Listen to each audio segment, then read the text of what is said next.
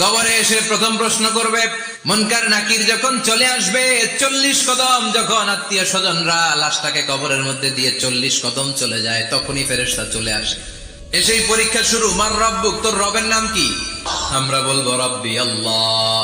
দ্বিতীয় প্রশ্ন, ওমা দীনুক, তোমার ধর্মের নাম কি? আমরা কি বলবো? তৃতীয় প্রশ্ন, বিশ্বনবীর চেহারা দেখে বলা হবে, আতারিফু হাদার রাজুল, এই লোকটারে চিনো নাকি? আমরা বলবো চিনি, আমাদের প্রাণের নবী। সব প্রশ্নের উত্তর তুমি পেরেছো। ফায়ুফসাহু লাহু কবরুহু 70 যিরান, আপনার কবরটারে 70 হাত লম্বা করে দেয়া হবে। ওয়ায়ুফতাহু লাহু বাবুন ইলাল জান্নাহ, আপনার কবর থেকে জান্নাতের দিকে দরজা খুলে দেয়া হবে। ওয়ায়ুলবাসু মিন লিবাসি আহলিল জান্নাহ, জান্নাতের 2টা রেশমি কাপড়ের পোশাক এনে আপনারে পরিয়ে দেয়া হবে। আর বলা হবে, নাম কানাউমিল আরুস, ঘুমাও। তোমাকে লম্বা সময় পাড়ি দিতে হবে, ঘুমাও। কানাউমিল আরুস, যেমনি